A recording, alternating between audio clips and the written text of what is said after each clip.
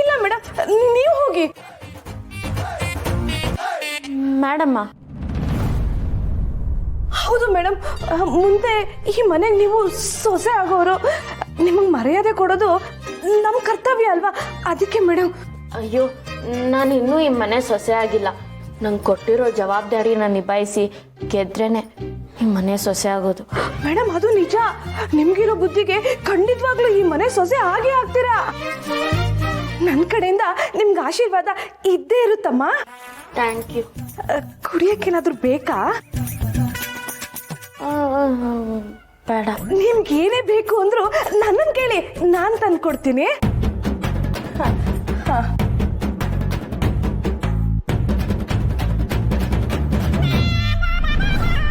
ನೋಡ್ದ, ಇಷ್ಟೇ ಪ್ರಪಂಚ. ಯಾರ ಹತ್ರ ಹಣ ಅಧಿಕಾರ ಇರುತ್ತೋ ಅವ್ರಿಗೆ ಬೇಡ ಅಂದ್ರೂ ಜಾಸ್ತಿನೇ ಮರ್ಯಾದೆ ಸಿಗುತ್ತೆ. ಇಷ್ಟು ದಿನ ನಿನ್ನ ನೋಡಿದ್ರೆ ಉರುಗ್ ಬೀಳ್ತಿದ್ದವರು ಈಗ ಈ ಮಟ್ಟಿಗೆ ಮರ್ಯಾದೆ ಕೊಡ್ತಿದ್ದಾರೆ ಅಂದ್ರೆ ಅದಕ್ಕೆ ಕಾರಣ ನೀನ್ ಈ ಮನೆ ಸೊಸೆ ಆಗ್ತೀಯಾ ಅಂತ. ಅದನ್ನ ಆದಷ್ಟು ಬೇಗ ಸಾಧಿಸು.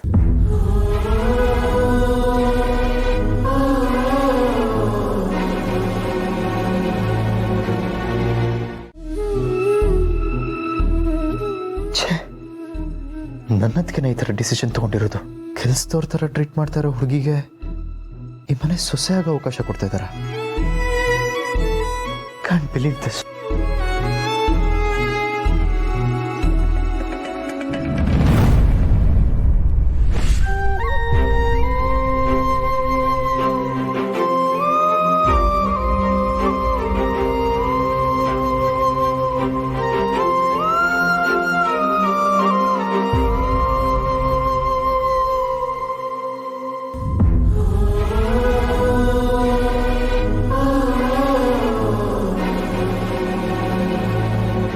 ಯಾಕೆ ಚಿರು, ನನ್ನ ಮೇಲೆ ಕೋಪನಾ?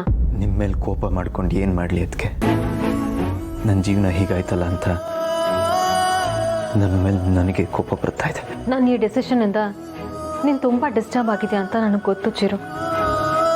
ಆದರೆ ನಾನು ಏನು ಮಾಡಲಿ? ನಮ್ಮ ಕುಟುಂಬದ ಒಳ್ಳೇದಕ್ಕೋಸ್ಕರ ನಾನು ಈ ನಿರ್ಧಾರನ ತಗೊಳ್ಳೇಬೇಕಾಯ್ತು. ಆದರೆ ನಾನು ಹಾಗೆ ಮಾಡಿದೆ, ನನಗೆ ಬೇರೆ ದಾರಿನೇ ಇರಲಿಲ್ಲ ಚಿರು. ಇಷ್ಟು ದಿನ ನಾನು ಈ ಮನೆ ಬಗ್ಗೆ ಏನೇ ನಿರ್ಧಾರ ತಗೊಂಡ್ರು ಯಾರು ಯಾಕೆ ಅಂತ ಒಂದು ಪ್ರಶ್ನೆನೂ ಮಾಡಿರಲಿಲ್ಲ. ಈ ನಿನ್ನ ಮದುವೆ ವಿಚಾರದಲ್ಲಿ ನಾನು ತಗೊಂಡಿದ್ದ ನಿರ್ಧಾರದ ಬಗ್ಗೆ ಕೆಲವ್ರಿಗೆ ಅಸಮಾಧಾನ ಇದೆ. ಅವ್ರಿಗೆ ಈ ನಿರ್ಧಾರ ಇಷ್ಟ ಆಗ್ತಿಲ್ಲ. ಆ ದೀಪನ ಈ ಮನೆ ಒಳಗೆ ಸೇರಿಸ್ಕೋಬಾರ್ದು ಅಂತನೂ ಅಂದ್ಕೊಂಡೆ. ಆದರೆ ಅವಳನ್ನ ಮನೆ ಒಳಗೆ ಬಿಡಬೇಕಾಗಿರೋ ಪರಿಸ್ಥಿತಿ ಬಂತು. ಇನ್ನು ಮುಂದೆ ಇನ್ನು ಯಾರು ನನಗೆ ಇದ್ರ ಬಗ್ಗೆ ಪ್ರಶ್ನೆ ಮಾಡಬಾರ್ದು ಅನ್ನೋ ಕಾರಣಕ್ಕೆ ಅವಳನ್ನ ಈ ಮನೆ ಸೊಸೆ ಆಗಿರೋದಕ್ಕೆ ಒಂದೇ ಒಂದು ಅವಕಾಶ ಕೊಡ್ತಾ ಇದ್ದೀನಿ. ಅಂದ್ರೆ ನೀವು ಅವ್ರನ್ನ ಈ ಮನೆ ಸೊಸೆಯಾಗಿ ಒಪ್ಕೊಂಡ್ರ? ಖಂಡಿತ ಇಲ್ಲ ಚಿರು. ಮುಂದೆ ಒಪ್ಕೋತೀರಾ? ನಾನು ಅವಳನ್ನ ಈ ಮನೆ ಸೊಸೆ ಅಂತ ಒಪ್ಕೋತೀನೋ ಇಲ್ವೋ ಅನ್ನೋದು ಮುಖ್ಯ ಅಲ್ಲ. ನೀನು ಅವಳನ್ನ ನಿನ್ನ ಹೆಂಡತಿ ಅಂತ ಒಪ್ಕೋತೀಯೋ ಇಲ್ವೋ ಅನ್ನೋದು ಮುಖ್ಯ. ಏನು ಹೇಳ್ತಿದ್ದೀರಾ? ಅದಕ್ಕೆ ಸಮಾಜ ದೃಷ್ಟಿಯಲ್ಲಿ ಅವಳು ಈ ಮನೆ ಸೊಸೆ ಆದರೂ ನಿನ್ನ ದೃಷ್ಟಿಯಲ್ಲಿ ಅವಳು ನಿನ್ನ ಹೆಂಡತಿ ಅಲ್ಲ ಅಲ್ವಾ? ನಾಳೆ ನಿಮ್ಮಿಬ್ರಿಗೂ ರಿಸೆಪ್ಷನ್ ಮಾಡಿದ್ರು ಅವಳು ಈ ಮನೆಗೆ ತಕ್ಕನಾದ ಸೊಸೆ ಅಂತ ಅವಳನ್ನ ಅವಳು ಪ್ರೂವ್ ಮಾಡಿಕೊಂಡ್ರು ನಿನ್ನ ಹೆಂಡತಿ ಅಂತ ಸ್ವೀಕಾರ ಮಾಡ್ಕೊಳ್ಳೋ ತೀರ್ಮಾನ ನಿನಗೆ ಬಿಟ್ಟಿದ್ದಲ್ವಾ ಚಿರು? ಈ ವಿಷಯದಲ್ಲಿ ನಾನು ಇಂಟರ್ಫಿಯರ್ ಆಗಲ್ಲ ಚಿರು. ಈ ಮನೆಯೊಳಗೆ ನಾನು ತಗೋಬೇಕಾಗಿರೋ ನಿರ್ಧಾರನ ನಾನು ತಗೊಂಡಿದ್ದೀನಿ. ಏನು ಮಿಕ್ಕಿದ್ದೆಲ್ಲ ನಿನಗೆ ಬಿಟ್ಟಿದ್ದು. ಇಷ್ಟು ದಿನ ನನ್ನ ಲೈಫ್ನ ಪ್ರತಿಯೊಂದು ಡಿಸಿಷನ್ನು ನೀವೇ ತಗೊಳ್ತಾ ಇದ್ರಿ. ಆದರೆ ಇವತ್ತು ಎಲ್ಲ ನಿನಗೆ ಬಿಟ್ಟಿದ್ದು ಅಂತಿದ್ದೀರಲ್ಲ. ಅದಕ್ಕೆ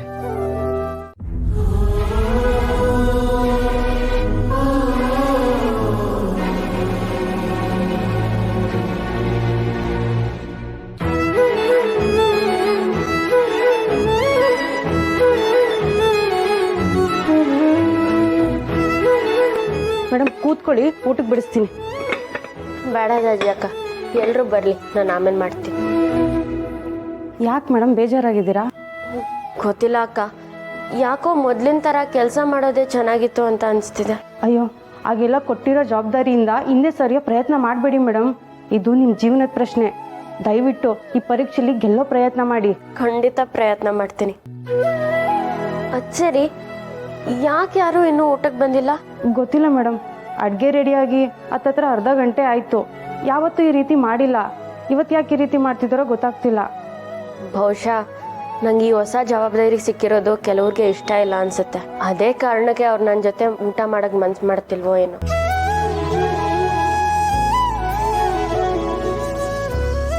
ದೀಪ, ಊಟಕ್ಕೆ ಯಾರು ಬರ್ತಾರೋ ಬಿಡ್ತಾರೋ, ನಾನು ಅಪ್ಪ ಬಂದಿದ್ದೀವಿ. ನೀನು ಕುತ್ಕೋ, ಒಟ್ಟಿಗೆ ಊಟ ಮಾಡೋಣ.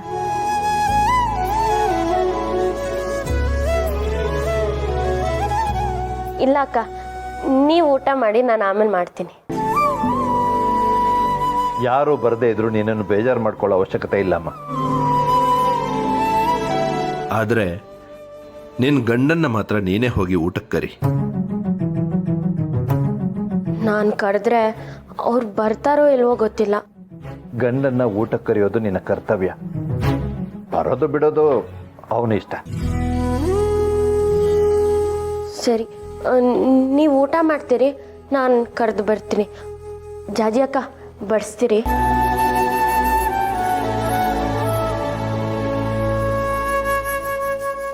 ಚಿರು ಪ್ಲೀಸ್, ನೀನು ಬೇಜಾರು ಮಾಡ್ಕೋಬೇಡ.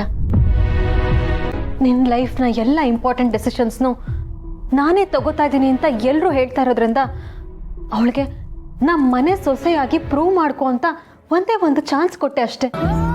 ಇದರಿಂದ ಬೇರೆ ಯಾವ ಕೆಟ್ಟ ಉದ್ದೇಶನೂ ಇಲ್ಲ. ಪ್ಲೀಸ್, ನೀನಾದರೂ ನನ್ನನ್ನು ಅರ್ಥ ಮಾಡ್ಕೊ. ಹೇಗೆ ರಿಯಾಕ್ಟ್ ಮಾಡಬೇಕು ಅಂತಲೇ ಗೊತ್ತಾಗ್ತಾ ಇಲ್ಲ. ನಿನ್ನ ನೋವೇನು ಅಂತ ನನಗೆ ಅರ್ಥ ಆಗುತ್ತೆ ಚಿರು. ಆದರೆ this time I am totally helpless. ಹಾಗಂತ ನಾನು ಕಂಪ್ಲೀಟಾಗಿ ಬಿಡ್ತಿದ್ದೀನಿ ಅಂತನೂ ಅರ್ಥ ಅಲ್ಲ. I am always with you Chiru.